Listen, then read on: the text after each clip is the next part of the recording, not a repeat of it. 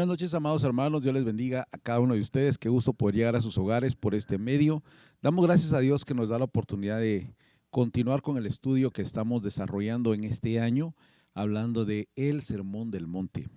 Que Dios bendiga a cada una de sus vidas, de sus corazones. Comenzaremos con una oración y luego le invitamos a que nos acompañe en este esperamos bendecido estudio para su vida y para la nuestra, aprendiendo más de la palabra del Señor y del Señor mismo. Acompáñenme en oración.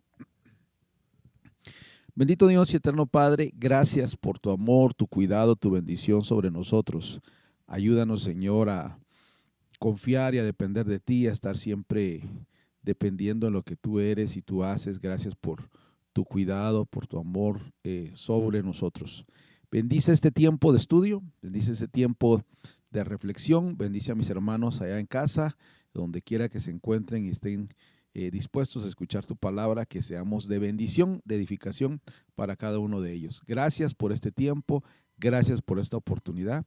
Oramos en el bendito nombre de nuestro Señor y Salvador Jesucristo, que vive y reina por siempre. Amén. Esta noche vamos a continuar ahora con Mateo capítulo 5, verso 7.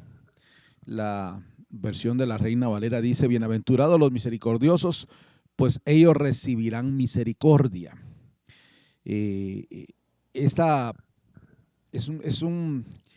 A partir de esta bienaventuranza hay como un cambio, un giro que debemos de prestarle atención.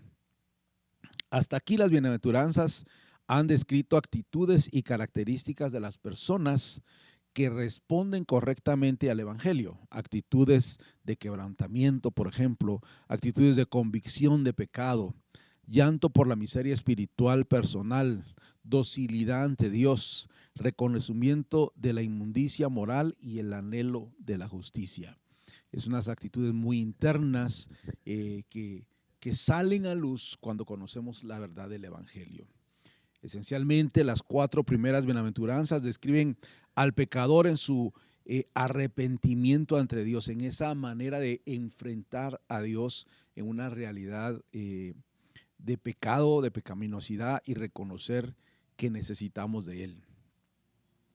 Podríamos limitar su aplicación solo a aquel momento, pero estas actitudes son actitudes auténticas en el momento de la conversión. Por eso seguirán manifestándose a lo largo de la vida de fe. No solo en aquel tiempo, sino ahora. Todo aquel que se encuentra con el Señor, que tienen ese encuentro con Dios, debería de desarrollar estas actitudes. De esta manera, si son verdaderas estas actitudes delante de Dios, se harán extensivas o el alcance será con relación, afectando, digamos, a nuestro prójimo. Porque de nada serviría tener una pobreza espiritual o reconocer la pobreza espiritual en nuestra vida, pero manifestar un orgullo espiritual después de haber tenido esa pobreza espiritual. No basta con llorar momentáneamente, recuerda que dice bienaventurados los que lloran, ¿verdad? Y después tratar el pecado con indiferencia. De nada sirve que al aportarnos como hacedura ante Dios, o aparentar ser mansos delante de Dios y luego tratar a nuestros prójimos con mucha arrogancia. Por lo tanto, no tenemos derecho a limitar su significado solo al momento en la conversión o a la esfera de la relación personal con Dios, pero sin duda arranca de allí o parte, es el punto de partida de allí, desde allí. Las 4 bienaventuranzas que vamos a ver a partir de ahora, estas hacen un giro y dirigen nuestra atención hacia las actitudes que deben caracterizar nuestras relaciones interpersonales, las relaciones del discípulo después, o cómo va a manejar el discípulo sus relaciones después de su conversión. Hasta aquí se nos ha descrito el carácter del arrepentimiento y a partir de ahora veremos los frutos de la conversión. Empecemos entonces hablando de misericordia. Acá Dios se propone mostrar una amplísima misericordia a los que se arrepienten. Esa es una realidad. ¿Por qué? porque a pesar de su rebeldía y perdición, a pesar de la suya y la mía, nuestra rebeldía y nuestra perdición, Él tiene la intención de abrirnos las puertas de los cielos y de recibirnos ahí, de darnos una cabida allí en ese reino eterno. El discípulo entonces debe ser o es objeto de una asombrosa misericordia de parte de Dios, extraordinaria, porque sin merecerlo lo recibimos. Así las cosas van a caer por su propio peso, porque de esa misma misericordia que el Señor mostró con nosotros, debemos demostrar hacia los demás. Y la pregunta sería, y si nos hiciéramos esa pregunta esta noche nosotros mismos, ¿qué tan misericordiosos somos? Algunos creyentes, quizás conscientes de lo lejos que están de tener un corazón limpio, tratan las debilidades de los demás con un amplio margen de comprensión y paciencia. Para ellos lo difícil no es mostrar misericordia, sino mantenerse ellos mismos puros y rectos delante de Dios. Por eso son tolerantes con los demás. Otros, en cambio, tienen menos luchas para vivir una rectitud y pureza, pero les cuesta mucho soportar y aún entender a las personas más débiles. Les cuesta tener misericordia. Son dos polos opuestos, alguien que tolera mucho y alguien que exige mucho. Y no podemos, esa no es la palabra misericordia. La misericordia es un buen reflejo del amor incondicional de Dios. De hecho, por ejemplo, la misericordia, la palabra misericordia en el Nuevo Testamento, el emún, podría decirse, es la equivalente al hebreo de gesed. Y es una palabra que está vinculada a la idea del pacto en su uso bíblico. La gesed también en el Antiguo Testamento, siempre que hay gesed, generalmente está el emet, que tiene que ver con la fidelidad o lealtad que Dios muestra a Israel en su cumplimiento del pacto. Una lealtad que se manifiesta muchas veces a pesar del incumplimiento del pueblo.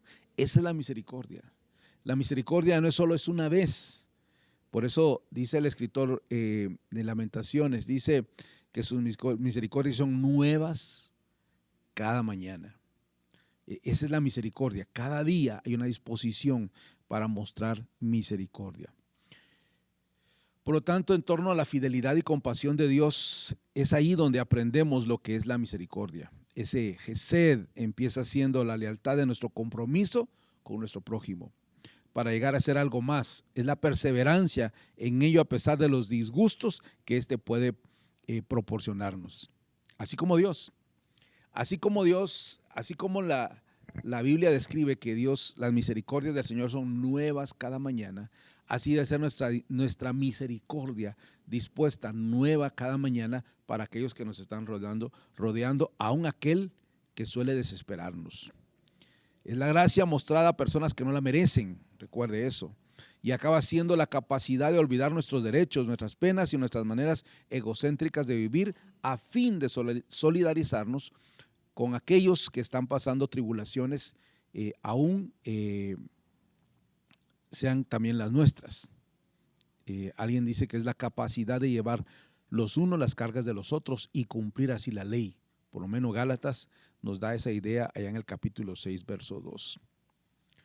Si le preguntáramos a quienes debemos mostrar misericordia, la respuesta bíblica sería que mayormente a los de la familia de la fe.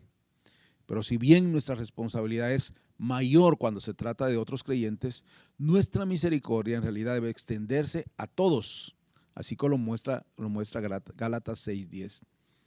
De aquí que Cristo no ponga ninguna limitación al alcance de las bienaventuranzas, dando a entender que cualquier persona a quien encontramos en nuestro camino es un objeto digno de nuestra compasión, como lo ilustra o lo vamos a ver más adelante cuando lleguemos al verso 44 del mismo capítulo 5, que es el que estamos estudiando hoy. Otra vez, si preguntáramos cómo debe manifestarse nuestra misericordia y en qué debe consistir, la Biblia nos llevaría a una serie muy amplia de situaciones en las que la misericordia debe caracterizar nuestras actitudes y nuestro comportamiento. Le pongo algunos ejemplos. Número 1, la caridad hacia el necesitado. La misericordia debe expresarse en un amor que no es solo teórico o sentimental o emocional, sino algo activo que se manifiesta en iniciativas y acciones a favor de los necesitados. No podemos decir, ay, pobrecito, y quedarnos de brazos cruzados. Ay, pobrecito, ¿cómo le ayudo? Y desarrollar ahí una acción, como la Biblia lo va a ilustrar también con la historia del buen samaritano y el prójimo. La palabra del Señor nos enseña en 1 Juan 3, 16 al 18, cuando dice, en esto conocemos el amor, en que Él, hablando de Jesucristo, puso su vida por nosotros. También nosotros debemos poner nuestras vidas por los hermanos. Pero el que tiene bienes de este mundo y ve a su hermano en necesidad y cierra su corazón contra él, ¿cómo puede morar el amor de Dios en él? El apóstol Juan dice, hijos, no amen de palabra ni de lengua, sino de hecho y en verdad. Esa es la muestra del verdadero amor. La misericordia es un amor que entiende, que siente, que actúa y en consecuencia procura aliviar la necesidad del otro. Los misericordiosos se compadecen de todos los que sufren, ya de pecado o de pesar, y tiernamente anhela hacer más pequeños sus sufrimientos. Queremos ayudar en la pena, en la necesidad del otro y ayudarle a superar esa situación. A este respecto, recordemos que aunque no exclusivamente la Biblia entiende esto de los necesitados mayormente en términos de pobreza. Los pobres son los que necesitan más nuestra caridad, nuestra misericordia. Proverbios 14, 21 dice, el que desprecia a su prójimo, peca, pero es feliz el que se apiada, el que tiene misericordia de los pobres. La misericordia es un tema muy amplio y es un ejercicio que a veces como iglesia, como cristianos, poco practicamos. Resolvemos las cosas con decir, voy a orar por ti. Y Santiago dice, si ves a alguien en necesidad y solo oras por él, no hiciste nada. Hay que hacer acciones. Y la misericordia no es solo lamentar la situación del otro, sino ayudarle a salir de esa situación. Vamos a continuar con otros ejemplos de este tema de misericordia que la Biblia nos enseña con nuestro hermano Ezequiel. Buenas noches, hermanos, es un privilegio poder saludarlos de nuevo y desearles muchas bendiciones en esta noche. Al continuar con la palabra misericordia, y que sabemos nosotros que la palabra del Señor, que somos bienaventurados los misericordiosos, porque también ya Dios nos ha tenido misericordia hacia nosotros y nos ha salvado. Pero la misericordia, sin embargo, no se agota con la caridad, porque podemos usar nosotros la caridad para tal vez decir, yo soy misericordioso porque tengo mucha caridad. Con frecuencia las escrituras asocian la misericordia con el perdón. A este respecto es interesante considerar la parábola del siervo en Mateo 18, 23 al 35. Por cuestión de tiempo no lo vamos a leer todo, pero me gustaría que usted ahí apunte la cita, Mateo 18, 23 al 35, y resultará muy beneficioso para cada uno de los que lo lea. Ahí la negatividad del siervo a perdonar la deuda de su consiervo se ve como una falta de misericordia. Mientras la generosidad del rey al perdonar a este hombre, al deudor, ve como un acto de misericordia. El señor de aquel siervo, dice, tuvo compasión o misericordia y lo soltó y le perdonó la deuda. Sin embargo, él no lo quiso hacer. Por eso me gustaría que usted viera esa parte. Es difícil perdonar mientras tengamos un alto concepto de nuestra propia rectitud. Aquí tenemos un problema serio, mis queridos hermanos, al creernos nosotros estar muy bien delante de Dios, que somos muy rectos delante del Señor, y de verdad no es así la situación. Tenemos que de verdad pedirle al Señor que seamos nosotros también movidos a esa misericordia con la cual nosotros hemos sido perdonados. ¿Desde hace cuánto tiempo lucha Dios con nosotros? Debido a ciertas actitudes o hábitos que parecemos incapaces de rectificarlo. De verdad, yo digo, Dios estará luchando con nosotros siempre de cambiar nuestro carácter, cambiar nuestra actitud. Y esta es la lucha que se tiene casi en todas las congregaciones, diría yo, de luchar con aquellos hermanos y luchar contra nosotros mismos para cambiar nuestra actitud, nuestros caracteres y ser misericordiosos. A pesar de ello, el Señor nos muestra su paciencia, espera con nosotros que sigamos su ejemplo. Y si de verdad lo conocemos, pues nosotros seremos hijos del Señor. La consolación del afligido. En cuanto a esta matiz, nos limitaremos a volver a citar el testimonio de Pablo en 2 Corintios 1, el versículo 3 al 4, que Pablo dice: bendito sea el Dios y Padre de nuestro Señor Jesucristo, Padre de misericordia y Dios de toda consolación, el cual nos consuela en toda tribulación nuestra, para que nosotros podamos consolar a los que están en cualquiera aflicción, con el consuelo con que nosotros mismos somos consolados por Dios. Qué interesante. Estamos llamados a estas cosas, mis hermanos. La disposición de escuchar la angustia, dedicar tiempo, identificarnos con la persona.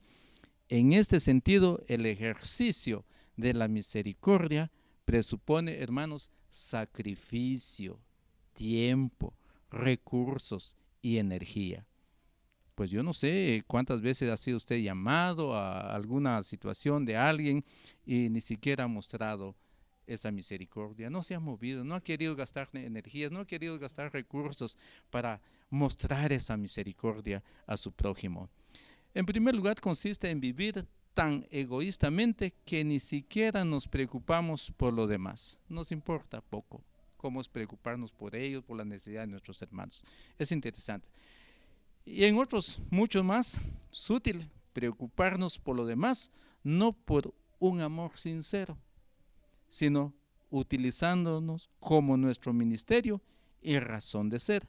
Hay personas que dedican un enorme esfuerzo a arreglar la situación de los demás, pero lo que les mueve a ellos no es la gloria de Dios, sino la necesidad del otro, sino su propia necesidad de sentirse realizadas. En esto enlaza con la idea siguiente: la auténtica bondad, porque mucho de nuestras buenas obras arranca de motivos egoístas, no de nuestro propio corazón. Hacemos bien para que nos hagan bien. Esa es la otra situación. Voy a hacer pues hoy por ti, mañana por mí. En eso estamos nosotros. Pero la misericordia que vemos en Dios es más generosa. Así debe ser la nuestra. ¿Y cómo podemos ver la generosidad de Dios, la misericordia de Dios? Y ya hiciera mención Pastor Abdiel, que sus misericordias son nuevas cada mañana y que nosotros debemos vivirlo de esta manera también. Así debe ser la nuestra entonces. Debemos hacer el bien a los que no pueden y aún a los que no quieren, devolver el favor. Hacer el bien por puro amor, no por intereses. Ese es el caso. También hacer el bien intentando entender la verdadera situación del otro. Hemos de adquirir la capacidad de situarnos al lado del afligido, ver las cosas de un punto de vista, compartir sus penas, sufrir con él y por lo tanto aplicar remedios acertados, no los que podían parecer convincentes desde una óptica lejana y poco comprometida. Aprender a hacer bien hasta nuestros enemigos es imposible para los que no han sido regenerados, y aún para esto significa un largo y difícil aprendizaje. Hermanos, es interesante. De verdad, la misericordia no es nada fácil. No aquellos que nosotros no podemos ir con nuestros enemigos y mostrar misericordia, al contrario, pero sí nos demanda la palabra del Señor. La meta, pues, debemos tener un ejemplo divino. La meta puesta delante de nosotros es la de ser como nuestro Padre Celestial. Su manera de tratarnos es la que marca la pauta de la misericordia. ¿Cómo hemos sido tratados nosotros por Dios? Eso debemos preguntarnos. ¿Cómo nos ha tratado el Señor a nosotros? Con mucha misericordia, con mucha compasión. Y al pensar en esto, cuando despertamos en las mañanas, pues decimos, Señor, gracias por disfrutar un nuevo día, estrenar una nueva misericordia tuya. Eso es el Señor y nosotros tenemos que reflejar. Juan el Bautista creía que Cristo llevaba con sus aventador o rastrillos, si usted quiere llamarlo así, en la mano para efectuar un juicio fulminante. Eso esperaba Juan. Ante aquellas expectativas suyas, la palabra de Cristo suena chocantes. Juan no entendía que en su primera venida el Mesías iba a abrir un periodo en la historia caracterizada por la gracia salvadora de Dios. Venía tiempo de misericordia para el mundo entero, como hasta entonces había habido tiempo de misericordia divina para el pueblo de Israel. Y de hecho, desde el principio Dios se había revelado ante todos como un Dios de misericordia. Así se manifestó a Moisés. Usted puede leer en Éxodo 34, 6 al 7, dice, el Señor Dios compasivo y clemente, lento para la ira y abundante en misericordia y verdad, el que guarda misericordia a millares, el que perdona la iniquidad, la transgresión y el pecado. Qué interesante ver esa parte. Mateo 25, 44, 45 aún dice, amad a vuestros enemigos, orad por los que os persiguen, para que seáis hijos de vuestro Padre que está en los cielos. Por eso decimos, así como Dios se ha manifestado con nosotros, nosotros debemos manifestar. Naturalmente, el caso más grande de la misericordia de Dios fue la encarnación de Jesucristo. El Hijo de Dios vino al mundo para salvar a nosotros los pecadores rebeldes, sublevados contra los derechos legítimos de nuestro Creador. Por eso Pablo escribe en Romanos 5:8, mas Dios muestra su amor para con nosotros en que siendo aún pecadores, Cristo murió por nosotros, mostrando su misericordia. Si Cristo se comportó con una suma misericordia hacia nosotros, hasta el extremo de poner su vida por nosotros, espera y exige ver misericordia en nosotros, hermanos. Romanos 15:7 dice, por tanto, recibid los unos a los otros, como también Cristo nos recibió para gloria de Dios. Entonces todo lo que nosotros tenemos que hacer está siempre para glorificar el nombre de nuestro Señor. Recordemos, mis hermanos, que el gozo de nuestra salvación es una bendición tan especial para todos nosotros. Pero también las misericordias de Dios también son una bendición muy especial, hermanos, y recordemos que las misericordias de Dios son eternas para los hijos de nuestro Señor. Continúa con nosotros nuestro hermano pastor José en esta hora.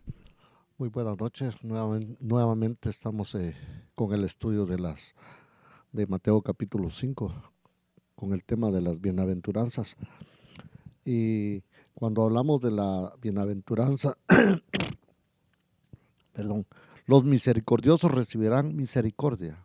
Refleja un principio que encontramos a menudo en la enseñanza de Cristo, para bien o para mal. El trato que damos a otros es la medida por lo cual seremos juzgados por Dios. ¿Quiénes recibirán misericordia en el día final? A la luz de la bienaventuranza, la respuesta es obvia: los que son misericordiosos. Pero si nos planteáramos la misma pregunta sin la bienaventuranza por delante, no es cierto que como creyentes evangélicos contestaríamos los que han creído en Cristo. Entonces, ¿cómo encaja dentro de nuestros esquemas doctrinales esto de la misericordia para los misericordiosos? ¿No suena un poco a salvación por obras? Y eso es lo que muchas veces se pretende, de que por medio de las obras, muchos creen eso, de que ya son salvos. Pero las obras no lo van a salvar. Por eso dice que el Nuevo Testamento nos enseña que si bien somos salvos por obras, tampoco somos salvos sin obras. Es decir, por un lado, nuestras buenas obras nunca pueden ser el medio a través del cual logramos convencer a Dios. Entonces lo que está diciendo es de que como hijos de Dios, tenemos que ser misericordiosos porque hemos alcanzado esa misericordia a través de la bondad de Dios, a través de cómo Dios se compadeció de nosotros. Por eso es que Él nos enseña a que la misericordia, nosotros podamos ser misericordiosos con los demás. Por eso habla, por medio, a través logramos convencer, dice, es decir, por un lado, nuestras buenas obras nunca pueden ser el medio a través del cual logramos convencer a Dios de que merecemos entrar en su reino. Ninguna acumulación de méritos humanos puede esconder la tristeza realidad de que estamos profundamente enfermos, perdidos, sin la sanidad y la salvación del Evangelio, las cuales son el regalo gratuito de Dios a los que creen, no el premio que ganamos con nuestras obras.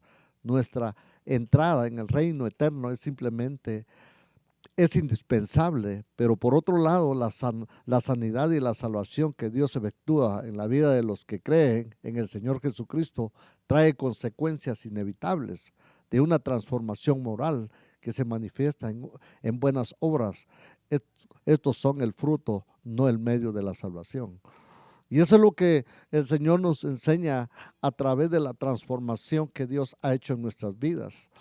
A través del trabajo, de la obra redentora de nuestro Dios, el ser misericordiosos es el regalo más grande a la cual Dios se compadeció de nosotros, y nosotros también, por eso dice que demos de gracia de lo que de gracia hemos recibido. Por eso dice Efesios capítulo 2, verso 8 al 10, por gracia habéis sido salvados por medio de la fe, y esto no de vosotros, sino que es don de Dios, no por obras para que nadie se gloríe, porque somos hechuras suyas, creados en Cristo Jesús para hacer buenas obras, las cuales Dios preparó de antemano para que anduviéramos por ellas. Entonces nos habla que no somos salvos por obras, pero puesto que somos salvos para obras, por esto no somos salvos sin obras. Las buenas obras, que nunca pueden ser el medio de nuestra salvación, si son la evidencia de que realmente somos salvos. Y eso es lo que Dios nos enseña, a que nosotros la practiquemos y llevemos esa manifestación de misericordia. ¿Cómo vamos a ser buenos? Es a través de lo que hemos aprendido de parte de nuestro Dios. Porque nosotros hoy, el trabajo de la obra misionera, del Evangelio, es llevar el mensaje de salvación, es ayudar al que lo necesita sin ningún interés. Por eso dice, ¿quién no manifiesta el fruto del Espíritu en su vida? Hace sospechar que no ha sido regenerado. Y qué tremendo que cuando nosotros, como conocedores de la palabra, no llevamos ese mensaje, no ponemos en práctica, entonces como que no ha hecho vida esa palabra que hemos recibido. Pero cuando lo ponemos en práctica, hemos entendido la regeneración del Espíritu. Por eso dice que el que no lo ha hecho andar esto, es como que no ha sido regenerado en el Espíritu, ni conoce la obra transformadora de la gracia de Dios. Entonces eso nos lleva a una responsabilidad como hijos de Dios, de poner en práctica esta palabra de la misericordia. Si pues alguien que profesa creer en Jesucristo no se vuelve misericordioso como consecuencia de su conversión, él mismo pone en tela de juicio la autenticidad de su propia experiencia de la misericordia de Dios y de la obra del Espíritu en su vida. Pero si la obra del Espíritu no es real, ha sido real su conversión, es real la fe que profesa. No es que nuestro ejercicio de la misericordia acumule ante los ojos de Dios méritos que vayan a contribuir a nuestra salvación, sino que la fe por la cual somos salvos conduce inexorablemente a la misericordia. La falta de misericordia en nosotros nos excluye de la misericordia de Dios, por cuanto demuestra en nosotros una falta de aquella fe que no nos salva. Qué delicado es no mostrar esa misericordia ante mucha gente que nos rodea.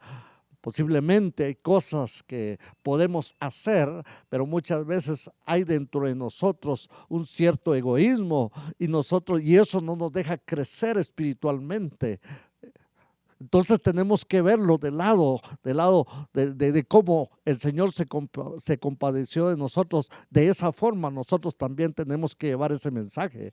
O para decir lo mismo positivamente, nuestra capacidad de mostrar misericordia a otros es la consecuencia de la previa obra salvadora de Dios en nosotros. Todo ser humano puede mostrar algún brote ocasional de misericordia, pero solo el discípulo de Jesús regenerado por el Espíritu es capaz de ser misericordioso. Qué importante es esa regeneración, ese cambio, esa obra que Dios ha hecho en nosotros, porque eso es lo que el mundo ve en nosotros. Nosotros tenemos que hacer las diferencias como hijos de Dios. Para amar tenemos que haber sido amados. Para perdonar, tenemos que haber sido perdonados. Para mostrar misericordia, tenemos que haberla recibido. Pero algo anda profundamente mal si después de ser objetos del amor divino, cerramos nuestros corazones ante nuestro prójimo. Dice el libro de Juan 3:17, mas el que tuviere bienes de este mundo y viere a su hermano tener necesidad y le cerrare sus entrañas, ¿cómo mora el amor de Dios en él? Qué serio es eso. Por eso es que nosotros, mis queridos que nos están escuchando y nos están viendo, qué importante es la palabra del Señor, porque nos confronta como hijos de Dios, porque el mensaje, si tocaran tu puerta a pedirte un vaso de agua, no la niegues. Si ves a alguien que está necesitado y tienes cómo apoyarlo, cómo ayudarlo, hazlo. Porque es ahí donde mostramos nosotros como Dios se compadeció de nosotros. También nosotros también nosotros tengamos ese mismo sentir.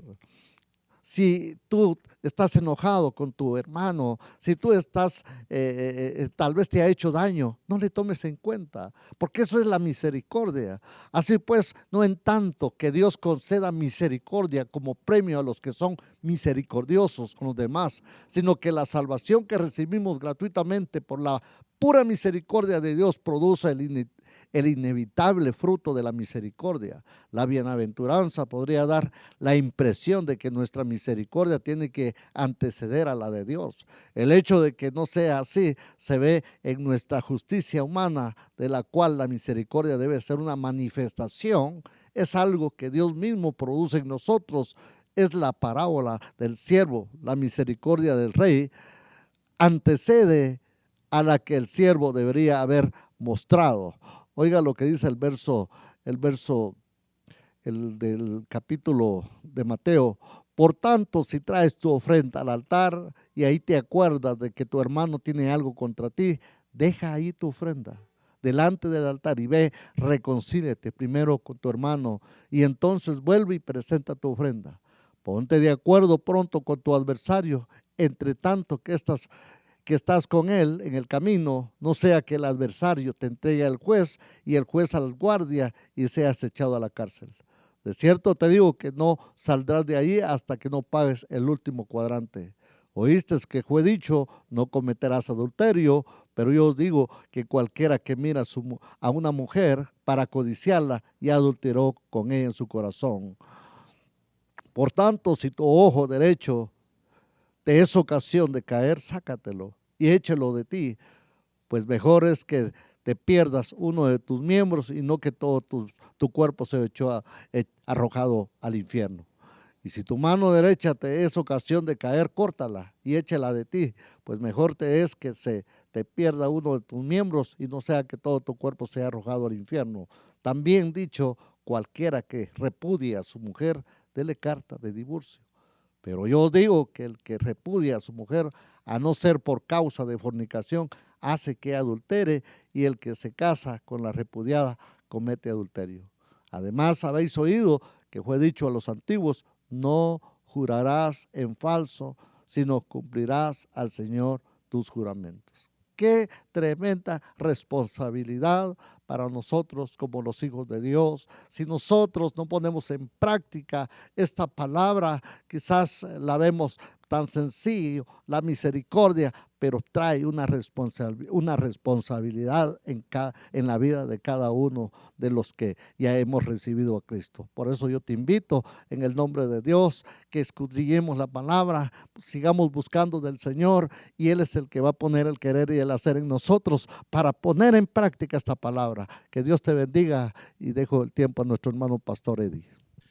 Bendiciones del Señor, mis hermanos. Nuevamente nos encontramos acá y continuamos en el tema de la bienaventuranza, ¿verdad?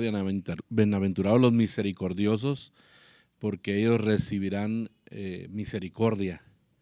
En realidad estamos ante un proceso cíclico. Primero, el pecador experimenta la misericordia de Dios en la salvación en Cristo. Como consecuencia, se vuelve misericordioso en sus relaciones con los demás.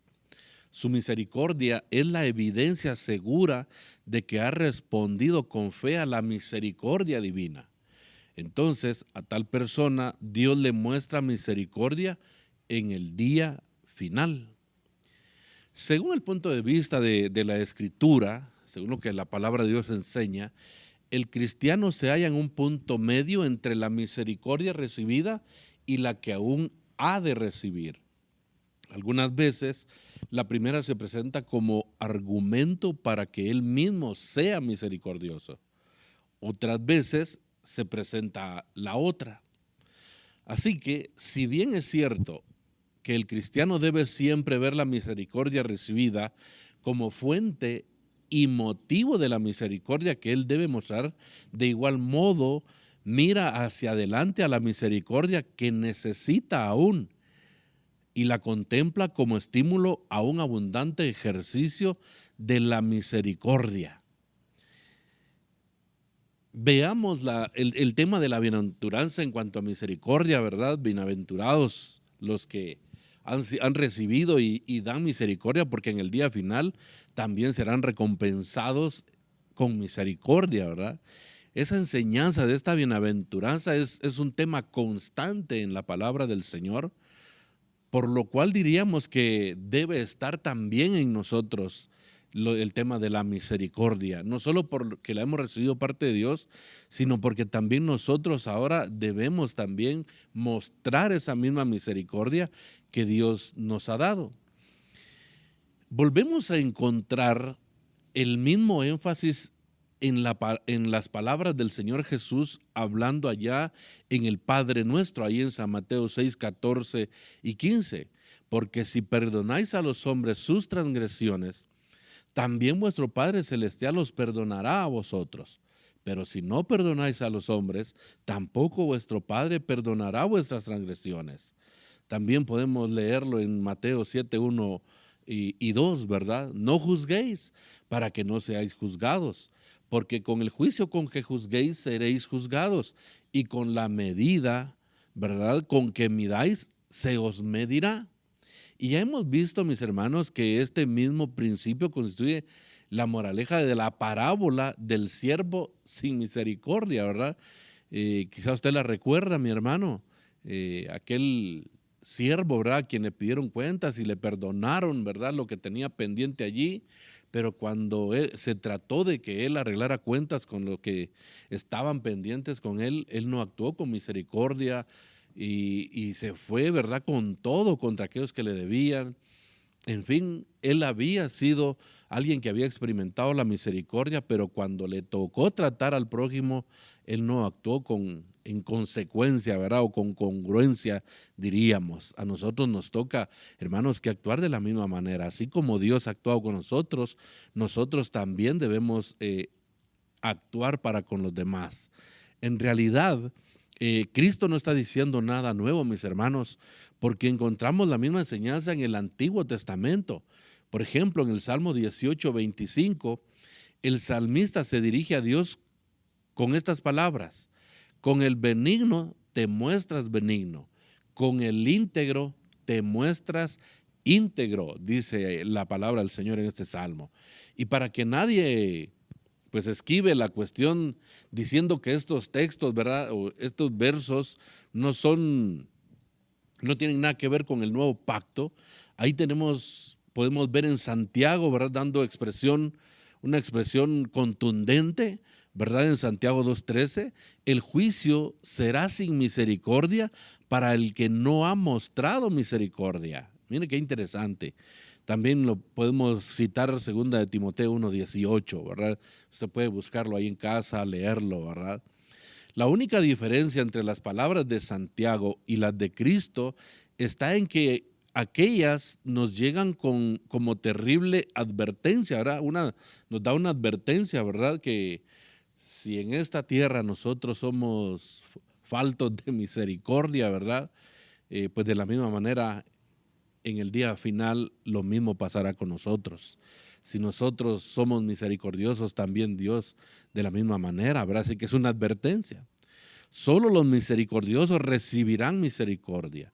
Mientras estas nos llegan como promesa, bienaventurados los misericordiosos porque recibirán misericordia de parte de Dios. Si pues queremos recibir misericordia en aquel día, asegurémonos de que la estamos ejerciendo en nuestras propias vidas aquí y ahora, mis hermanos. Asegurémonos de ello. ¿Por qué? Porque vea lo que dice allí en el Evangelio de Mateo 25, 34 al 36. Entonces el rey dirá a los de su derecha: venid, benditos de mi Padre, heredad del reino preparado para vosotros desde la fundación del mundo. Porque tuve hambre y me disteis de comer, tuve sed y me disteis de beber, fui forastero y me recibisteis, estaba desnudo y me vestisteis, enfermo y me visitasteis, en la cárcel y vinisteis a mí, dice ahí en Mateo 25, 34 al 36. Los misericordiosos, mis hermanos, son bienaventurados por cuanto experimentarán en plenitud la misericordia de Dios. En esta vida quizás el misericordioso sea tenido por necio y haciendo bien a los necesitados, mis hermanos, es decir, la misericordia, hermanos, nos hace hacer algo por aquel que lo necesita. Y si usted es uno de ellos, difícilmente llegará a ser una persona adinerada o rica, diríamos nosotros, ¿verdad? Difícilmente. Pero su felicidad, la felicidad del misericordioso consiste en saber que recibirán de Dios su galardón. Y eso es lo que nosotros, hermanos, debemos ver, ¿verdad? Porque el galardón, como dice allí, ¿verdad?, es que recibirán misericordia. Hermanos, el reto de este tema o de esta bienaventuranza es que tanto ustedes como nosotros, ¿verdad?, mostremos esa misericordia a nuestro prójimo, aún con el enemigo, ¿verdad?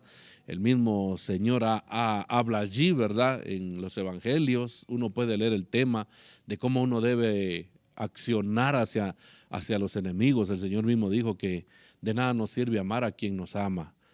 Debemos amar a aquel que nos rechaza, a aquel que nos odia, ¿verdad? Así dice el Señor. Y eso es parte de la misericordia. De hecho, nuestro hermano Pastor Abdiel nos explicó cómo evidenciar esa misericordia. Hermano Ezequiel, ¿verdad?, nos explicó eso. Entonces, hermano, el reto está en usted, está en mí el poder evidenciar esa misericordia de la cual nosotros pues ya hemos sido receptores, ¿verdad?, de la misericordia de Dios. Así que oremos al Señor para que con una actitud obediente a Dios, de aquí para adelante, usted y yo evidenciemos esa misericordia. Padre, te damos gracias por tu bendita palabra, Señor. Gracias, Señor, porque tu palabra bien dice ella misma que es viva y eficaz. Y más penetrante, dice, que toda espada de doble filo. Tu palabra también nos enseña que ella nunca regresa vacía. Señor, seguramente tu palabra ha caído en diferente tierra y sé que tu palabra va a producir al 100%. Señor, pedimos que nos des ese anhelo, ese deseo de ser obedientes a tu palabra, Señor, y principalmente en ser misericordiosos para con los demás. Hoy tu palabra nos ha hablado, Señor, cómo nosotros como creyentes, como hijos tuyos, gracias a Cristo, Señor, podemos evidenciar esa misericordia. Ayúdanos a llevar al terreno de la práctica lo que hoy tu palabra nos ha dicho, Señor. Gracias por la vida de mis hermanos pastores, Señor. Bendice la vida de cada uno por nombre, Padre Santo. Y también, Señor, pedimos que nos des también ese anhelo siempre, ese deseo siempre de seguir escudriñando tu palabra para también alimentar a tu pueblo. Favores que te pedimos en el nombre de Jesús. Amén. Que Dios les bendiga, hermanos, y nos veremos en una próxima.